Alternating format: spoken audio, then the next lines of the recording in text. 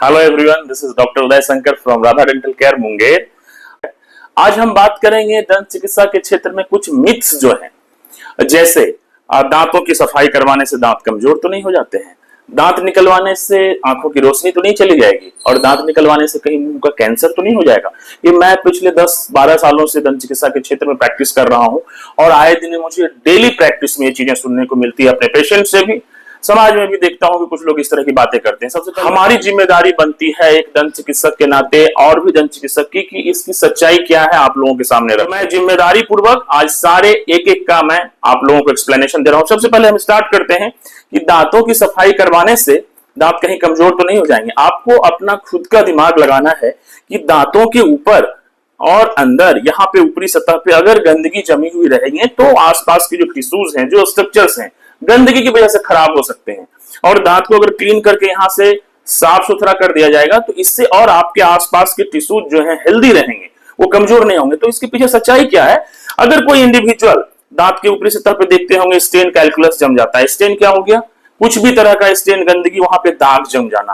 पानी में आयरन की मात्रा ज्यादा होने से ऐसा हो सकता है, स्मोकिंग वगैरह की वजह से हो सकता है, पान बीड़ी गुटखा तंबाकू सिगरेट की वजह से हो सकता है। और जो कैलकुलस जम जाता है, लंबे समय तक आप अगर भोजन करते हैं और अच्छे से क्लीन नहीं करते तो उसकी एक परत दांतों के बीच में, दांतों के ऊपरी सतह पर, दांतों के पीछे जमते जाती है और हमारे मुंह में जो सलाइवा होता है, थूक, उससे कैल्शियम लेकर के वो कैल्सिफाइड हो जाता है, कैलकुलस का रूप ले लेता है। और इसकी सफाई अगर आप समय रहते हुए नहीं कराते हैं, लंबे समय तक आपने छोड़ दिया, तो वो धीरे धीरे आपके टिश्यूज को डैमेज करना स्टार्ट कर देते हैं। और तब आप सजग होते हैं जब ये चीजें विस्तार हो जाती है। उसके बाद जब आप चिकित्सक को दिखाते हैं तो चिकित्सक प्राइमरी ट्रीटमेंट जो है उसकी क्लीनिंग तो करेंगे, सफाई जिसको अल्ट्रासोनिक स्केलिंग कहते हैं। तब तक में क्या होता है, वो गंदगी आपके आसपास के टिश्यूज को, मसूरों को, जड़ों के नीचे तक इंफेक्शन चला जाता है, लिगामेंट्स के थ्रू जिससे आपके दांत और हड्डी जुड़े हुए हैं उसको डैमेज कर देता है, बोन को रिजॉल्व कर देता है। और जब सीवियर स्टेज में आपके डॉक्टर आपकी सफाई करते हैं, आपका ट्रीटमेंट स्टार्ट करते हैं, तो आपको ऐसा फील होता है कि ये सफाई की वजह से मैं ऐसा हल्का और मैं खाली खाली महसूस कर रहा हूं, या मैं कमजोर दांतों में महसूस कर रहा हूं, हिलना लग गया। जब सच्चाई ये होता है कि आपकी दांतों में जो इतने लंबे समय तक गंदगी थी उसकी वजह से वो सारी चीजें डैमेज हुई है।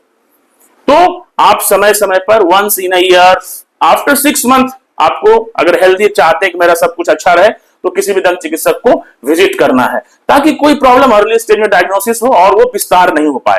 सफाई के मामले में मैं यही कहना चाहूंगा कि अल्ट्रासोनिक स्केलिंग समय समय पर लोगों को कराना चाहिए, क्योंकि प्रॉपर ब्रशिंग से आपकी सफाई नहीं होती है। दांतों के ऊपर स्टेन जम जाते हैं, कैलकुलस जम जाते हैं, अगर उसकी प्रॉपर क्लीनिंग नहीं हुई तो फिर आसपास के टिश्यूज अनहेल्दी होने लग जाते हैं।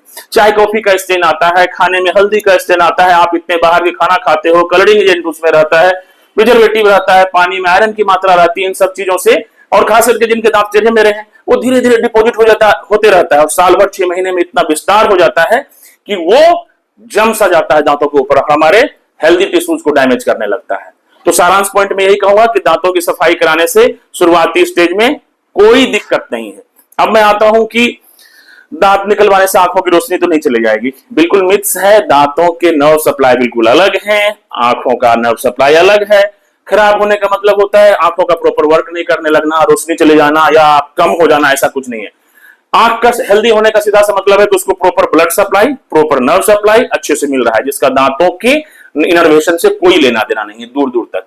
किसी ने अगर बोल दिया कभी इन चीजों को और इसको जिम्मेदारी पूर्वक अगर किसी चिकित्सक ने कभी लोगों को नहीं समझाया तो यही चीजें समाज में घूमते रहती है। इसका कोई लेना देना नहीं है। बिल्कुल आप सड़े हुए दांत माउथ में रहेंगे तो आपको डैमेज कर सकते हैं, तो आपको कोई प्रॉब्लम कर सकती है। बट अगर वो सड़े हुए दांत को निकलवा लेते हैं तो आसपास के भी दांत आपके हेल्दी रहेंगे, आपकी ओरल कैविटी हेल्दी रहेगी, जिससे आपको ओवरऑल स्वास्थ्य आपका अच्छा रहेगा।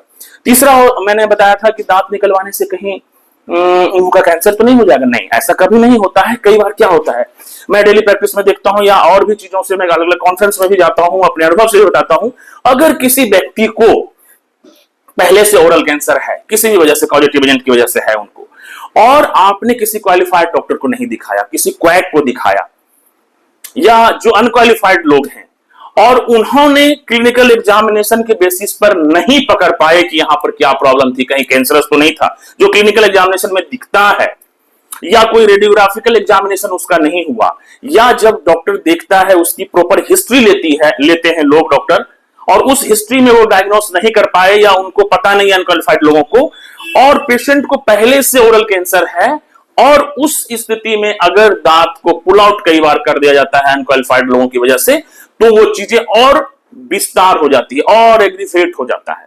तो सच्चाई क्या हुआ, अगर किसी को पहले से माउथ में ओरल कैंसर है और अनक्वालिफाइड लोगों ने नहीं डायग्नोस किया, क्लिनिकल एग्जामिनेशन वो नहीं कर पाए, उसके बेसिस पर नहीं डायग्नोस कर पाए कि हाँ ये लक्षण लग रहा है मुझे ओरल कैंसर्स के, और उस स्टेज में अगर उनका एक्सट्रैक्शन हो जाता है, दांत निकल जाता है, तो मे बी वो चीजें विस्तार हो जाएगी। जो कि सच्चाई क्या होगा, पहले से था लेकिन उसको खाली जगह मिला, पूरा ब्लड सप्लाई मिला, वो और एग्रीवेट कर गया।